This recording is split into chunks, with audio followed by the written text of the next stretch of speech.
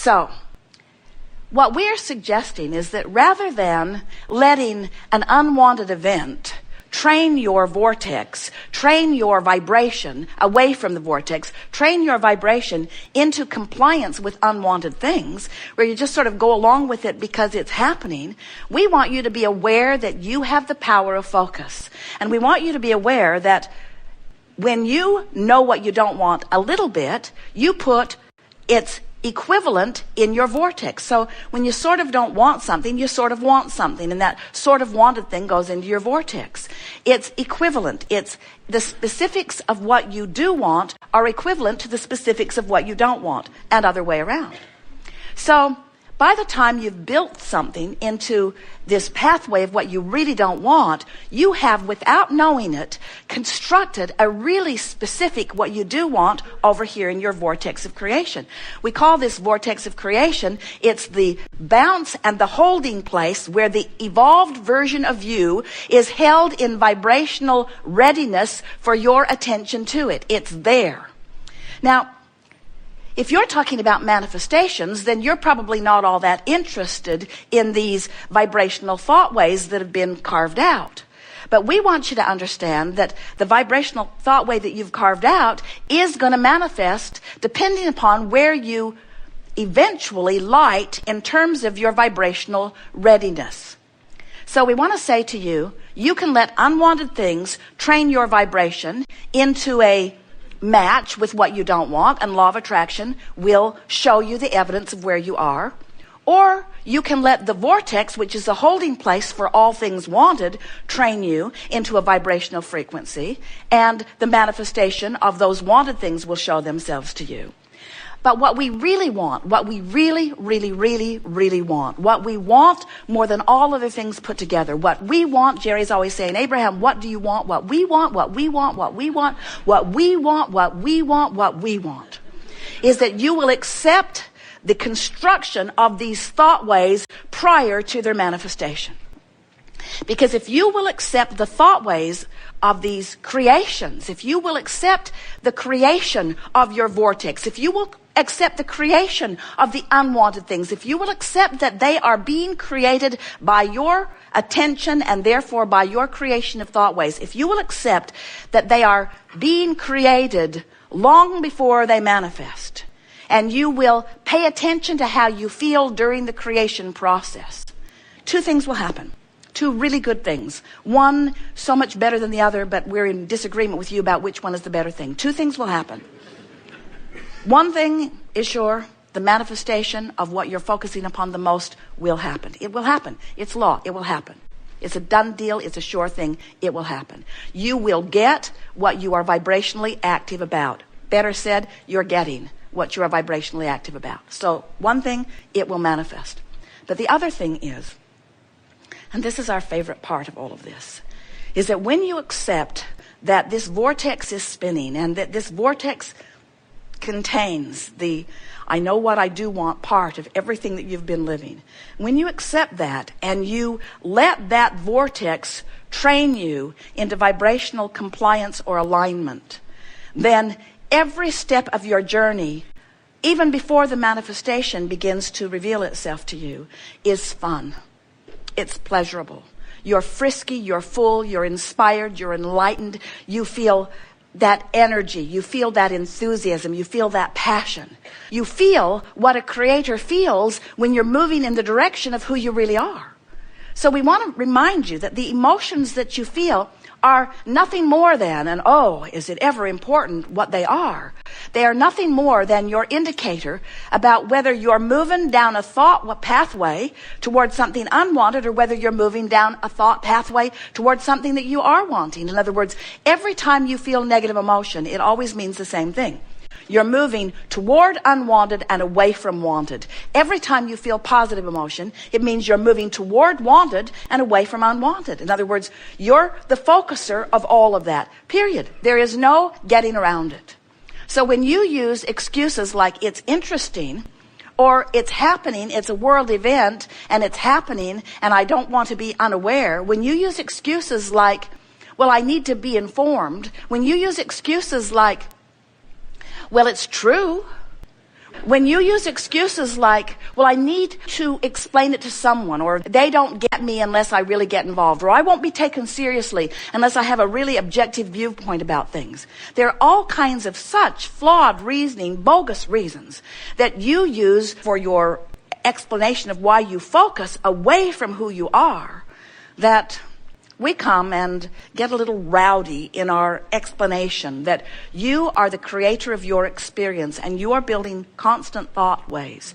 And you have come with the intention of selecting and joyfully moving down those pathways for the constant, never-ending, extraordinary discovery of what this magnificent universe can dish out to you as a representation of what you've got going on vibrationally.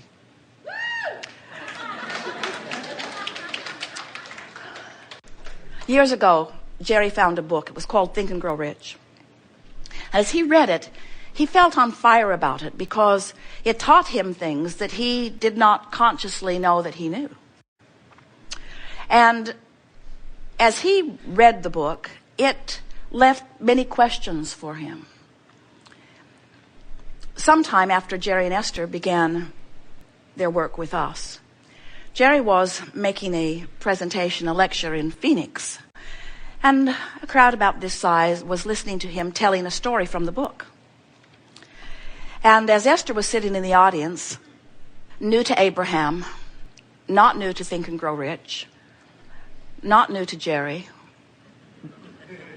new to her beginning understanding of vibration, meditating every day, having trained her vibration upward through meditation, so much so that she was now in clear communication with Abraham. As Jerry told this story that Esther had heard him tell many, many times, she felt herself infused with the energy of something unknown to her. And she found herself having to cling to her seat in order to be seated. And then she realized that she was receiving some sort of energy from someone similar to what Abraham is, but different, pointedly different. And then Esther realized that Napoleon Hill was blowing and flowing through her. Tears running down her face of his appreciation for Jerry's presentation of something from his groundbreaking, record-breaking, powerful book. So when Jerry finished his presentation, Esther rushed to the stage and said, come with me now. Come with me now. Come with me now. And she dragged him to the car in the parking lot where Jerry sat and visited for an hour or more with Napoleon Hill. Jerry said, I've loved your book. It was transforming for me. He said, I know. Jerry said, if you were to do something different now, what would you do? He said, I would explain where it came from. I would talk more about infinite intelligence. I would talk about vibration. I would explain the vibrational dynamics of creation. Jerry said, why didn't you? He said, I did, but they wouldn't publish it. So Jerry and Esther proceeded down their path of visiting with Abraham as we put back into the context everything that had been edited out, talking about vibration. Then years later, Jerry and Esther became involved in a project. It was to be a television presentation. It was The Secret. Of course, you've heard of it. And as The Secret evolved, which was to be its original contract with Jerry and Esther, it was to be a presentation of the work of Abraham. And as Jerry and Esther made their presentation, and we recorded many hours for the producer, everything that was remotely directed toward the idea of vibration was edited out. Again. Because this physical world that you live in apparently doesn't want to know about your vibrational root. But in your unwillingness to explore the vibrational beingness that is you, you miss everything that matters. If you aren't willing to address yourself as an extension of the vibration of that which is source, then you have no way of knowing what your relationship is with that source that is within you. In other words, if you don't have some central vibrational frequency that you are tuning yourself to, you have no guidance system.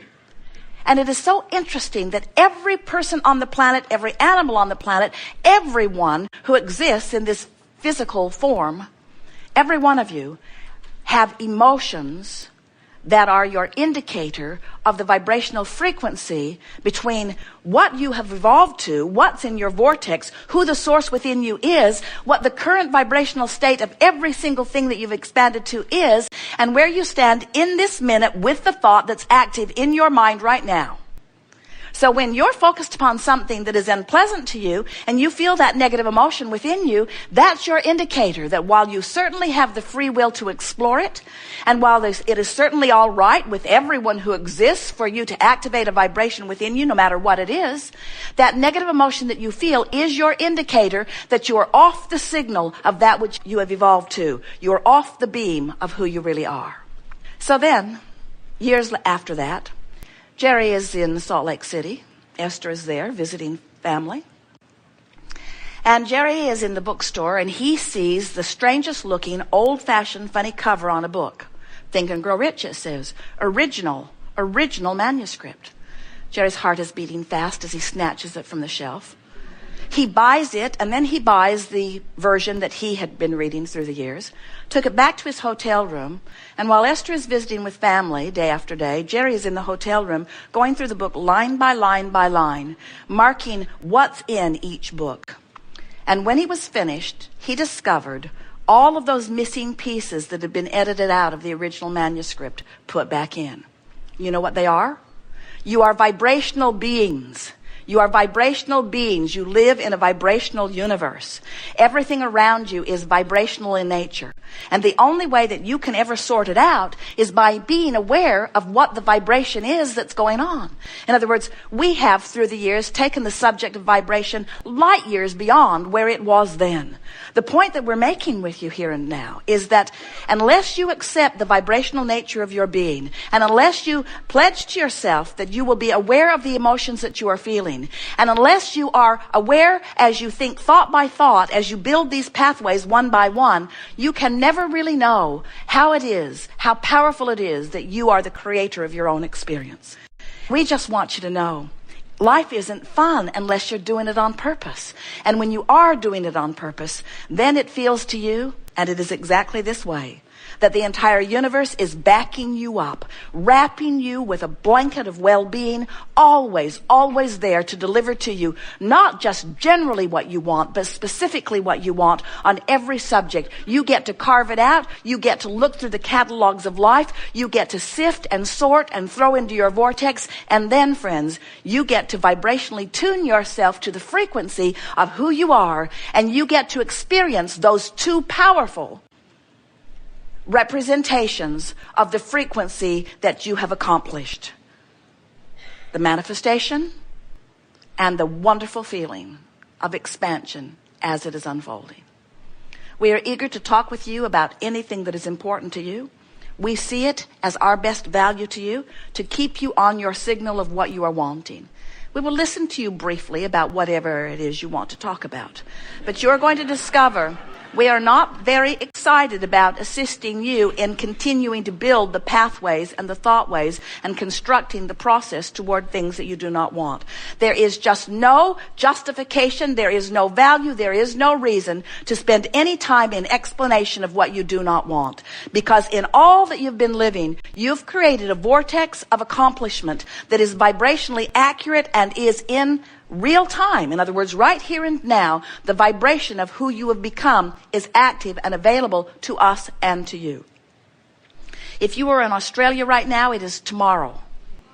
That's so strange. Jerry and Esther just love that odd feeling of being in Australia and calling back to the office in Texas and saying, we are living your future. It's really good. You're going to like it when you get there.